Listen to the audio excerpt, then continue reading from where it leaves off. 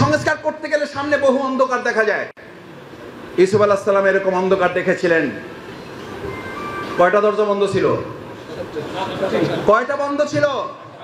7টা দরজা বন্ধ। এটা জানার পরেও তিনি মনে করেছিলেন সংস্কারে, পরিবর্তনে, আত্মসমর্পণ না করে পরিস্থিতির শিকার হওয়া এই কথা মুসলিমের নয়, এই কথা আল্লাহর বান্দার নয়, এই কথা তরুণের নয়, যুবকের নয়, শৈশবে কৈশোরে উত্তীর্ণ লোকদের এই কথা হতে পারে না। আমি পরিস্থিতির শিকার।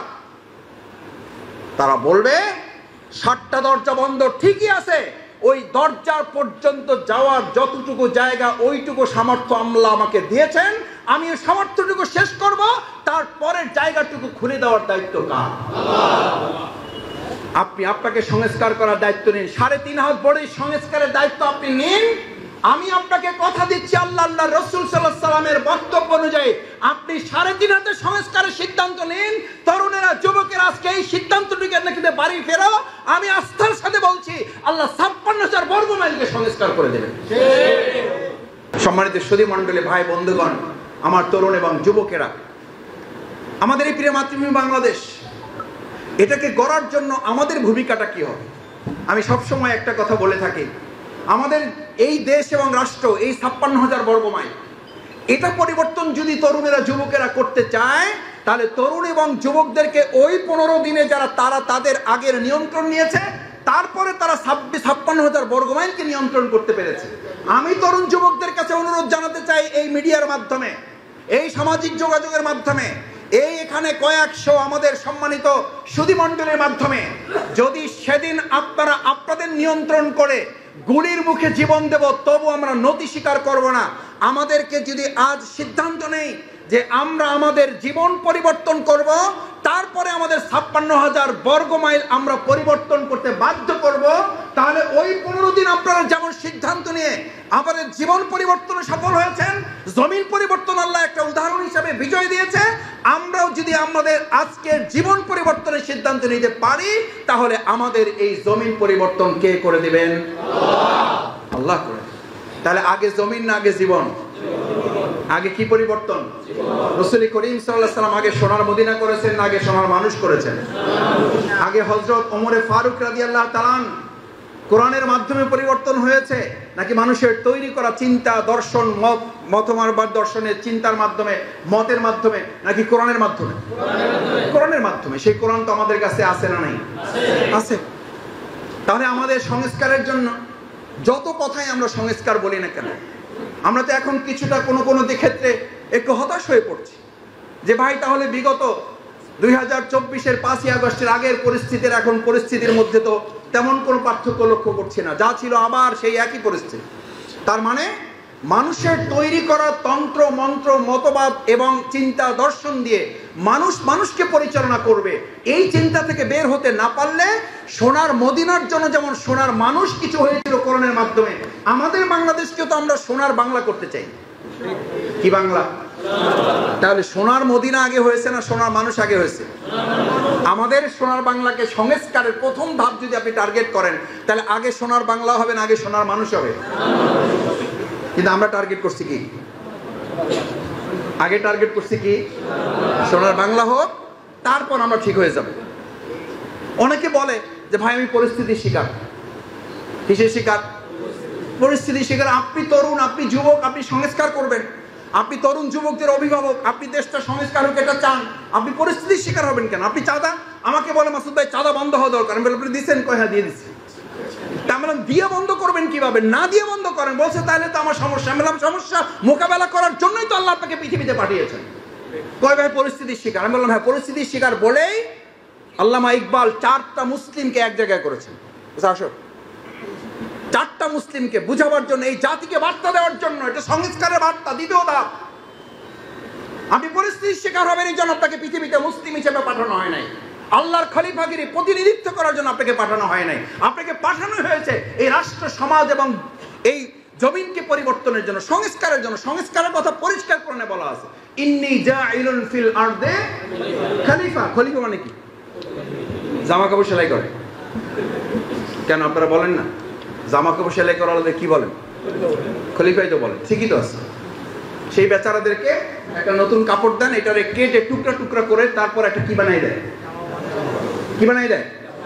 এখন কাটাটাকে যদি আপনি মনে করেন আমার জামাটাকে শেষ করে দিল, আমার কাপড়টাই শেষ করে দিল, এত সুন্দর একটা কাপড় কাইটা টুকরো টুকরো করে ফেলে, মেজাজ যদি আপনার খারাপ হয় তাহলে জামা হবে?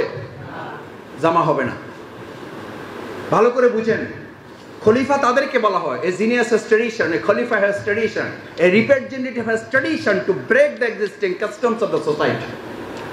খলিফার কাজই হলো, প্রতিনিধির কাজই হলো, তরুণদের কাজই হলো, যুবকদের কাজই হলো, প্রতিভাবানদের কাজই হলো, মেধাবীদের কাজই হলো, যোগ্যতমদের কাজই হলো, সৎ মানুষদের কাজই হলো, আদর্শ মানুষদের কাজই হলো a break to the existing, যা আছে বর্তমান এটাকে কি করে ফেলো, ভেঙে ফেলো, কাস্টমস অফ দ্য সোসাইটি, নতুন আরেকটা সমাজ তুমি বিনির্মাণ করে দাও। আরে ভাই, নতুন বিল্ডিং যদি এটাকে করতে হবে তাহলে এটাকে রেখে করতে হবে না এটাকে ভাঙতে হবে?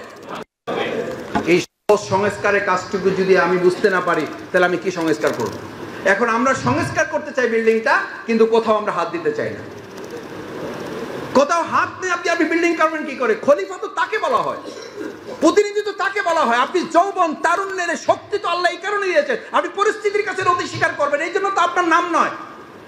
হযরত ইউসুফ আলাইহিস সালাম যৌবনের উত্তাল তরঙ্গমালায় ষড়যন্ত্রের শিকার হয়েছেন না হন নাই? আমি হইলে কি করতাম? বন্ধুদের জান বাঁচানো ফরজ।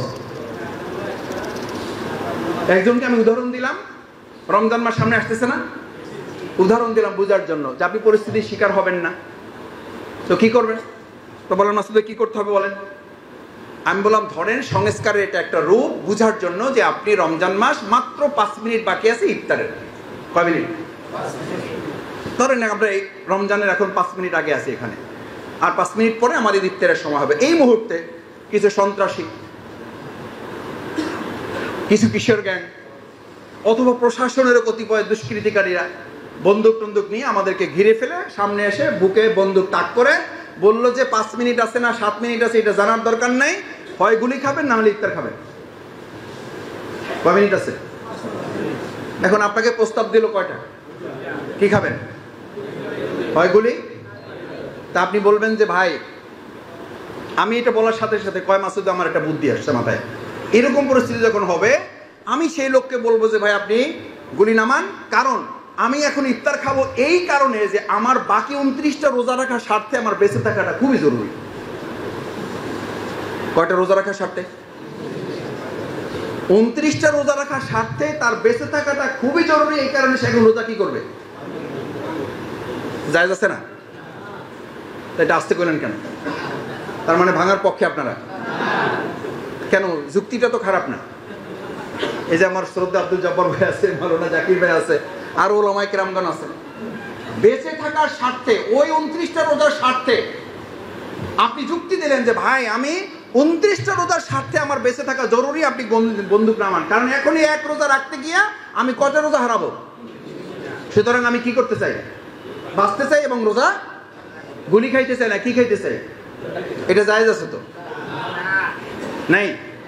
এইটার জন্য কি কামেল পাস করা লাগবে? ফাজেল পাস, আলেম, খতিব হওয়া লাগবে না, কিছুই হওয়া লাগবে না। আপনি জানেন যে জীবন মৃত্যুর ফয়সালা বন্দুকের কাছে না, কার কাছে? আল্লাহর কাছে। সুতরাং আপনি কি বলবেন? আপনি এরকম গুলি কেন? আপনি সব করতে পারেন, আপনি কিছুই করতে পারবেন না। যে আল্লাহ তাআলা অনুমোদন না দিলে আপনি গুলি করতে পারবেন না, ওই আল্লাহ তাআলা অনুমোদন না দিলে আপনি মুখের মধ্যে খাবার পানি নিতে পারবো বাট আমি খেতে পারবো না, তার আগে আমার রূহটা আল্লাহ তাআলা তুলে নিয়ে যাবেন। আপনি তো 29 রোজা পরে, এই যে এখন একটা ভিডিও ভাইরাল হয়েছে ভারতে না কোথায়, নাচতে নাচতে এক কিশোরী স্টেজে মৃত্যুর করে ঢলে পড়েছে। আর কি উদাহরণ পাবেন? আর জীবনের জন্য কি সচেতনতা দরকার? আমি দেখে ভিডিওটা মানে এতটা মানে বিস্মিত হয়েছি যে সুবহানাল্লাহু আকবার। আল্লাহ তাআলা মানুষকে আর আমাদেরকে কি দেখাবেন? এর আগে তো বহু ভিডিও এরকম দেখেছি আমরা, কিন্তু এটা তো একদম এখন মানে আমাদের সামনে ঘটা এগুলো। আমি যে প্রসঙ্গে গিয়ে শেষ করতে চাওয়ার জন্য যে উদাহরণটা পেশ করতেছিলাম, তাহলে আমরা ওই সময় কি বলবো? গুলি খাবো না ইফতার খাবো? আসলে গুলি খাওয়ার সিদ্ধান্ত নিলে আল্লাহ তাআলা আপনার জন্য যা ফয়সালা রেখেছেন সেটাই হবে। হয়তো গুলিও খেতে হবে না, আপনি ইফতার যথাসময় করতে পারবেন, আল্লাহ নসিবে রাখলে 29টা রোজাও আপনি সেই একই লোক যদি আপনার কাছে, ভাইয়েরা কোনো আলোচনা কোনো ব্যক্তি দলের দিকে নিয়ে নামে জামাত ইসলামের ব্যানারে আলোচনা করি, বাট জামাতের আলোচনা করি না। আমি একটা কথাও জামাতের বলছি না, আমি যা বলছি কোরআন হাদিস থেকে যদি না বলি আপনারা কোনো কথা কানে নেবেন না। আল্লাহ মেহরবানি করে এই ভাইদের কান থেকে সেই কথাগুলো আপনি বের করে দেন। যা আমি কোরআন হাদিসের বাইরে বলবো, আপনি আল্লাহ আমার এই ভাইদের ব্রেন থেকে আপনি এই কথাগুলো বের করে দেন। তাহলে আপনি অন্যায়ের কাছে এখানে মাথা নত করলেন না। ইফতার করে আপনি দোকানে গেলেন, একজন লোক এসে বললো চাঁদা দেন, নাহলে দোকান বন্ধ করেন। বলেন, যেই লোক আল্লাহকে ভয় করে আপনি আল্লাহর নির্দেশ লঙ্ঘন করলেন, নাহলে চাঁদা দেওয়া হালাল না হারাম, তা আপনি হারাম কাজটা করলেন কেন? কি বললেন আপনি? কিসের শিকার? কিসের শিকার? তো পরিস্থিতি শিকারী যদি হবেন তাহলে আপনি আল্লাহর প্রতিনিধিত্ব করার দায়িত্ব নিলেন কেন? তাহলে আপনি এই সমাজ সংস্কার, রাষ্ট্র সংস্কারের কথা আমি বলি কেন?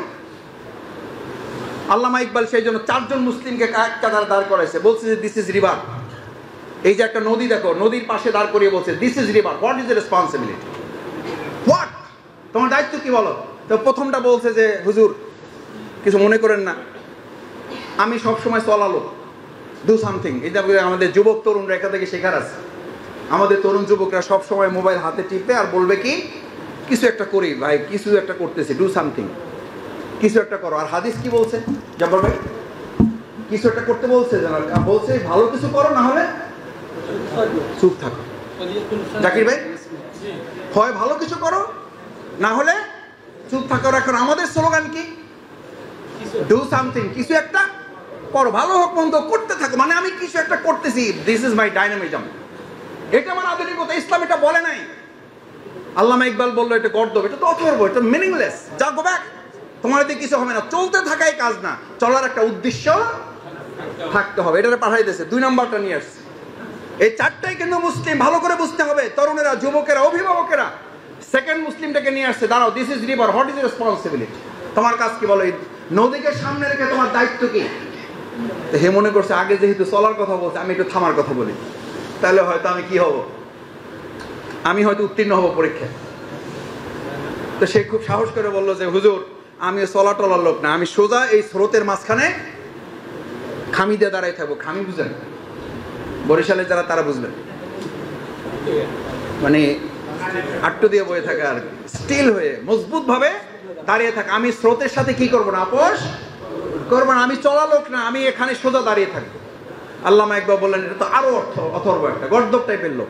কারণ স্রোতের সাথে দাঁড়িয়ে থাকা মানে হলো কিছুক্ষণ লড়াই করার পর সে দুর্বল হয়ে যাবে এবং স্রোতের সাথে আপোষ করতে বাধ্য হবে। নদীতে, খালে যারা গোসল করেছেন, উল্টা দিকে যাওয়ার জন্য কত সিদ্ধান্ত নিয়ে জীবনে যে ডুব দিয়েছেন, শেষে মাথা উঠে দেখছেন যেখান থেকে ডুব দিয়েছেন তার থেকে 1 হাত আগাইছেন না পিছাইছেন। এটা স্রোতের বৈশিষ্ট্য। আল্লামা ইকবাল বলেন তুমি যাও, তোমার দিয়ে কোনো কাম হবে না, তুমি তো এটা আগেরটা আসছে, তুমি আর এক গ্রেডের করতো। 3 নম্বরটা মনে করছি কি যে বলা যায়, কি বললে আমি বাঁচতে পারবো। 3 নম্বরটা আসছে, হেতে এসে খুব সাহসের সাথে বলছে আমি চলবো না, আমি দাঁড়ায়ও থাকবো না, আমি স্রোতের সাথে উল্টা দিকে চলবো। আল্লামা ইকবাল বললেন যে সর্বনাশ, তো পুরো মাথা খারাপ একটা লোক। মুসলিম এত মাথা খারাপ হইতে পারে? আমাদের মধ্যে এরকম মাথা খারাপ হলো, তরুণ যুবক, মাথা খারাপ হওয়া যাবে না, হমিজিক্যাল হওয়া যাবে না।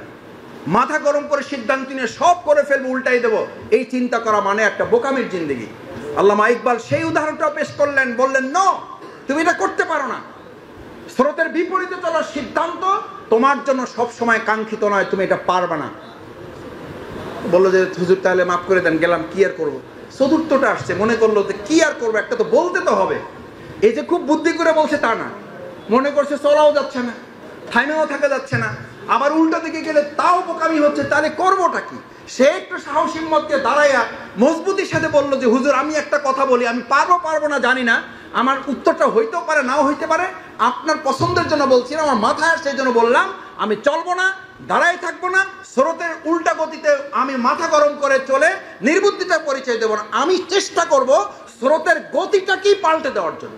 সুবহানাল্লাহ। সংস্কারের দায়িত্ব কর্তব্য যুবকদের, তরুণদের, অভিভাবকদের। আজকে স্রোত যেদিকে চলছে এদিকে চলাটা খুব বুদ্ধিমানের কাজ না। এটার জন্য কোনো শক্তি লাগে না, এটার জন্য কোনো মেধা লাগে না, এটার জন্য যোগ্যতা লাগে না, চরিত্র লাগে না, আদর্শ লাগে না। আর বাংলাদেশের এই বর্তমান চলমান স্রোতের গতিটাকে উল্টে দিয়ে আমরা আল্লাহ আল্লাহ রসুলের সুন্দর একটা গতি বাংলাদেশে নিয়ে আসতে চাই। রাজি আছি ইনশাআল্লাহ? ইনশাআল্লাহ রাজি আছেন? এটার নাম সংস্কার, এটার নাম সংস্কার। সংস্কার করতে গেলে সামনে বহু অন্ধকার দেখা যায়। ইউসুফ আলাইহিস সালাম এরকম অন্ধকার দেখেছিলেন। কয়টা দরজা বন্ধ ছিল? কয়টা বন্ধ ছিল? 7টা দরজা বন্ধ। এটা জানার পরেও তিনি মনে করেছিলেন সংস্কারে, পরিবর্তনে, আত্মসমর্পণ না করে পরিস্থিতির শিকার হওয়া এই কথা মুসলিমের নয়, এই কথা আল্লাহর বান্দার নয়, এই কথা তরুণের নয়, যুবকের নয়, শৈশবে কৈশোরে উত্তীর্ণ লোকদের এই কথা হতে পারে না। আমি পরিস্থিতির শিকার। তারা বলবে 7টা দরজা বন্ধ ঠিকই আছে, ওই দরজার পর্যন্ত যাওয়ার যতটুকু জায়গা ওইটুকু সামর্থ্য আল্লাহ আমাকে দিয়েছেন, আমি ওই সামর্থ্যটুকু শেষ করব, তারপরের জায়গাটুকু খুলে দেওয়ার দায়িত্ব কার? আপনি আপনাকে সংস্কার করার দায়িত্ব নিন। 3.5 হাত বড়ই সংস্কারের দায়িত্ব আপনি নিন। আমি আপনাকে কথা দিচ্ছি আল্লাহ আল্লাহ রসুল সাল্লাল্লাহু আলাইহি সাল্লামের বক্তব্য অনুযায়ী আপনি 3.5 হাতে সংস্কারের সিদ্ধান্ত নিন। তরুণেরা, যুবকেরা, আজকে এই সিদ্ধান্তটিকে নাকি বাড়ি ফেরো। আমি আস্থার সাথে বলছি আল্লাহ 56,000 বর্গ মাইলকে সংস্কার করে দেবেন। আমাদের দায়িত্ব কতটুকু? আমাদের কতটুকু? এই 3.5 হাজার মালিক আপনি আছেন না নাই? এইটুকুকে সংস্কার করেন না আগে। এইটুকু সংস্কার করা সহজ? এইটুকু সংস্কার করা কঠিন নাকি 56,000 কঠিন? তাহলে 3.5 হাত অপেক্ষা করে তো 56,000-এর চেয়ে সহজ তো নাকি? সহজ। কিন্তু রাসূল করিম সাল্লাল্লাহু আলাইহি ওয়াসাল্লাম 56,000-এর চেয়ে 3.5 হাতকে সংস্কার করাটাকেই কি বলেছেন? সমস্ত যুদ্ধ শেষ করে এসে বলেছেন এবার যুদ্ধটা কার সাথে? এবার যুদ্ধটা কার সাথে? আমার তরুণেরা, আমার যুবকেরা শুধু নয়, প্রত্যেকে এখানে যারা মুরব্বী আমি সহ আমরা আছি, প্রত্যেকে মাথায় নিয়ে যান। রাসূল করিম সাল্লাল্লাহু আলাইহি ওয়াসাল্লাম বদর শেষ করেছেন, উহুদ শেষ করেছেন, খন্দক শেষ করেছেন, আহজাব শেষ করেছেন। এবার সাহাবীদেরকে নির্দেশ দিচ্ছেন এবার বড় যুদ্ধের জন্য প্রস্তুতি গ্রহণ করো। সাহাবা আজমান কিরামগণ আমাদের মতো হইলে তো মাথা নিচের দিকে ঝুঁকায় বলতে আবার যুদ্ধ, আহা রে। আর তারা উঠে কিতাবুল মাগাজি যুদ্ধের বর্ণনায় পাওয়া যায়, উঠে তারা পরস্পরে কোলাকুলি করা, ঈদ মোবারক মতো ঈদের আনন্দ তৈরি হয়ে গেল। আবার কিসের ঘোষণা? আরে কপাল পোড়া তরুণ যুবকেরা, আজকে ভালো করে শুনে রাখো, যে মুসলিমরা এক সময় যুদ্ধকে তাদের বাসর রাত মনে করত, সেই যুবকেরা গোটা পৃথিবী শাসন করত। আর আজ যারা যুদ্ধের ময়দান ছেড়ে বাসর রাতকে বেছে নিয়েছে, আমাদের নাকে রশি লাগিয়ে পৃথিবী আজ ঘুরিয়ে বেড়াচ্ছে। আমাদের যদি মুক্তি পেতে হয়, আবার বাসর রাত ছেড়ে যুদ্ধের ময়দান কি বাসর রাত করে আমাদের বেছে নিতে হবে। এটা আমার কথা নয়, এটা জঙ্গি কথা নয়, এটা মুসলিমদের বৈশিষ্ট্য, এটা ইমানদারদের তরুণ যুবকদের একটা বৈশিষ্ট্য। 17 জন তরুণ যুবকেরা এই বাংলাকে স্বাধীন মুক্ত করেছে। কতজন? আর আমরা তো এখানে তার চেয়ে অনেক বেশি দরকার হয় না সংস্কারের জন্য, রাষ্ট্র কাঠামো পরিবর্তনের জন্য।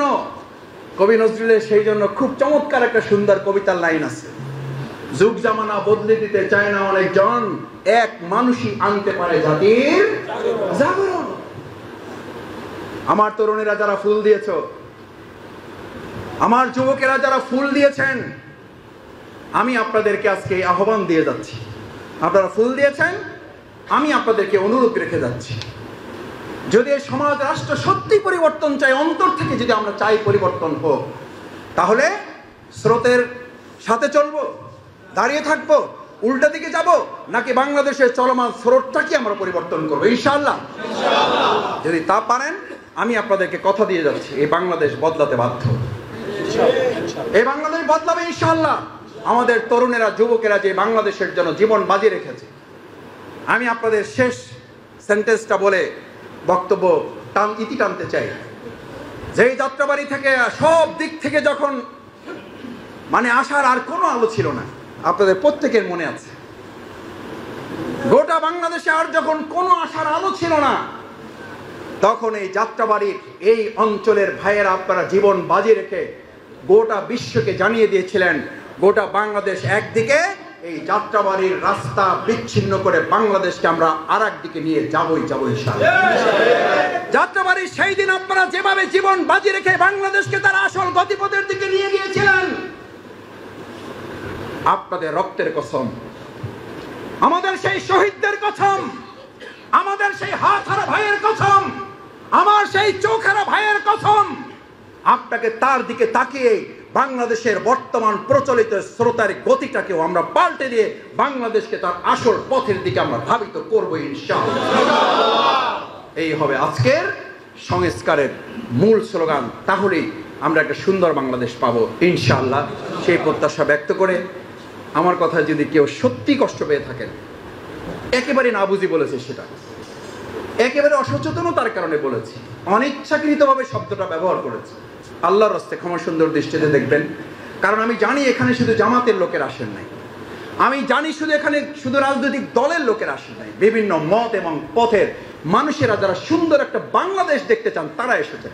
সুতরাং কোনো কথায় যদি আঘাত পেয়ে থাকেন, আমি কোনো ব্যক্তি বা দলকে টার্গেট করে কোনো কথা বলার চেষ্টা করি না, আমি কথা বলার চেষ্টা করেছি আমার প্রিয় মাতৃভূমি বাংলাদেশকে টার্গেট করে, আমার দেশের সম্মানিত নাগরিকদের টার্গেট করে, আমার সেই যাত্রাবাড়ি অঞ্চলের মর্যাদাবান মানুষদেরকে টার্গেট করে, যারা সেদিন জীবনের ঝুঁকি নিয়ে বাংলাদেশের গতিটাকে পরিবর্তন করেছেন।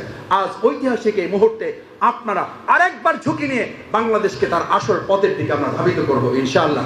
সেই প্রত্যাশা ব্যক্ত করে আবারও সবাইকে ধন্যবাদ এবং কৃতজ্ঞতা জানিয়ে আমার কথা শেষ করছি। আল্লাহ হাফেজ। বাংলাদেশ জিন্দাবাদ।